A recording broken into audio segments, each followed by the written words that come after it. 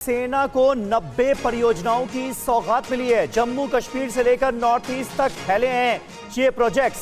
रक्षा मंत्री राजनाथ सिंह ने आज इसका ऐलान किया। बीआरओ यानी सीमा सड़क संगठन ने 2,941 करोड़ की लागत से ये निर्माण किया है, जिसका उद्घाटन किया है रक्षा मंत्री राजनाथ सिंह ने। जम्मू कश्मीर के सांबा जिले में आरसीसी देवक ब्रिज का भी उद्घाटन किया गया है। बॉर्डर तक सैन्य साजो सामान पहुंचाने में इससे मदद मिलेगी।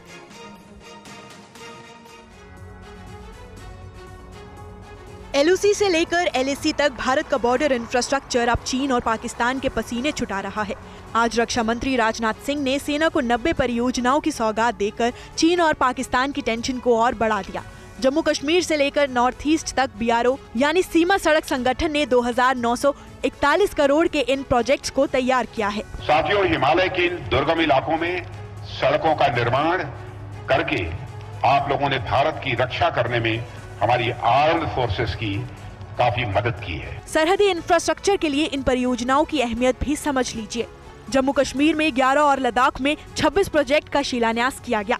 वहीं अरुणाचल प्रदेश में 36 इंफ्रास्ट्रक्चर परियोजनाओं की आधारशिला रखी गई। 21 नई सड़कें, 64 पुल, 1 सुरंग, 2 हवाई पट्टियां और 2 हेलीपैड बनाए गए। जबकि जम्मू कश्मीर के सांबा के देवक पुल का उद्घाटन किया गया। आरसीसी देवक ब्रिज 423 मीटर लंबा है। इन प्रोजेक्ट से बॉर्डर पर फ्रंट लाइन तक सैन्य सामान पहुंचाने में आसानी होगी।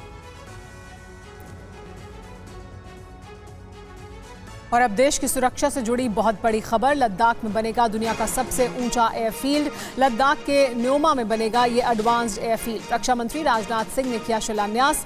13,000 फीट की ऊंचाई पर होगा ये सबसे ऊंचा एयरफील्ड। 218 करोड़ की लागत से बीआरओ इसका निर्माण कराएगा। ये लद्दाख का वो न्योमा है जहां दुनिया का सबसे ऊंचा एयरफील्ड बनेगा। 13,000 फीट की ऊंचाई पर रणनीतिक लिहाज से अहम एयरफील्ड का शिलान्यास आज रक्षा मंत्री राजनाथ सिंह ने जम्मू कश्मीर के सांबा से किया। 218 करोड़ की लागत से तैयार इस आधुनिक एयरफील्ड की अहमियत क्या है, अब ये समझिए। लद्दाख में न्योमा एयरफील्ड एलएसी से सिर्फ 46 किलोमीटर की दूरी पर होगा। इससे चीन की हिमाकतों का जवाब दिया जा सकेगा। बॉर्डर रोड ऑर्गेनाइजेशन इसका निर्माण कराएगा। फाइटर जेट्स के लिए 24 घंटे एयरफील्ड ऑपरेशनल रहेगी। 2023 के अंत तक एयरफील्ड बनकर तैयार हो जाएगी। इसी न्योमा से कुछ महीनों पहले TV9 ने ग्राउंड रिपोर्ट दिखाई थी। इस वक्त मैं ईस्टर्न लद्दाख के न्योमा में मौजूद हूँ और यहाँ पर एडवांस लैंडिंग ग्राउंड बनाया जा रहा है।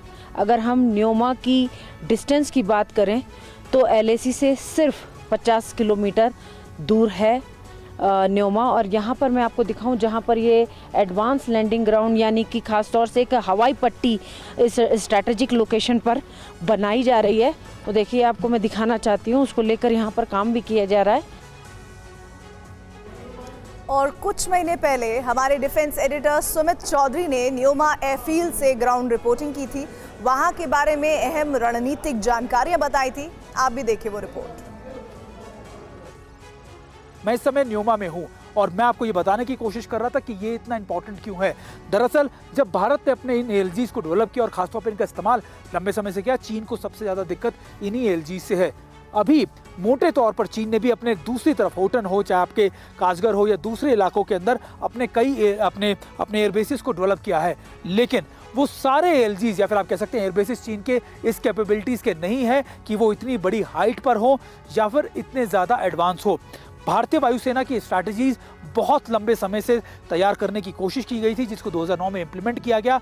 और इम्पॉर्टेंट ये है कि आज के वक्त में जब इनकी ज़रूरत महसूस की गई, जब पिछले साल ये देखा गया कि सरप्राइज एलिमेंट चीन ने हमारे दिया है, उसके बाद इनकी इम्पॉर्टेंस और ज़्यादा बढ़ गई है।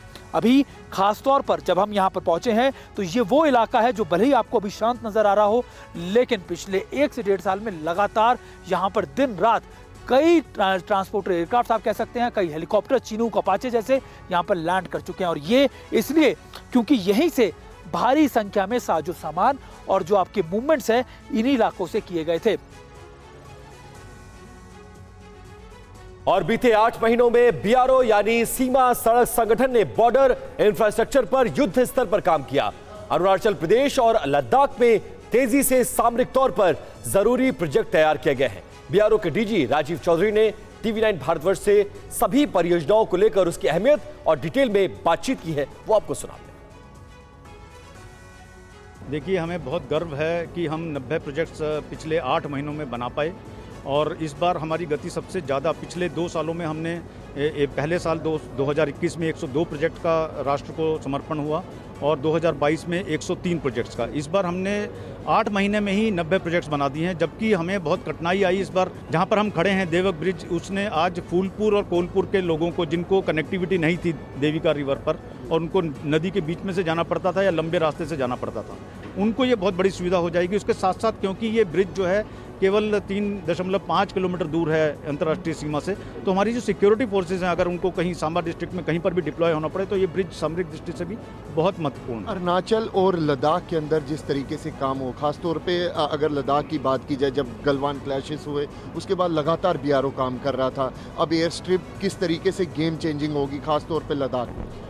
देखिए, लद्दाख में हमारे इस 90 में से 26 प्रोजेक्ट्स आ रहे हैं, जिसकी लागत जो है 642 करोड़ है और अरुणाचल में हमारे 36 प्रोजेक्ट्स आ रहे हैं जिनकी लागत जो है 800 करोड़ है। तो अगर लागत से देखा जाए तो 60% लागत हमारी इन्हीं 2 स्टेट्स में गई है और नंबर से देखा जाए तो 70%। तो इस 2 स्टेट्स में हमारा बहुत ज़्यादा अटेंशन और फोकस है।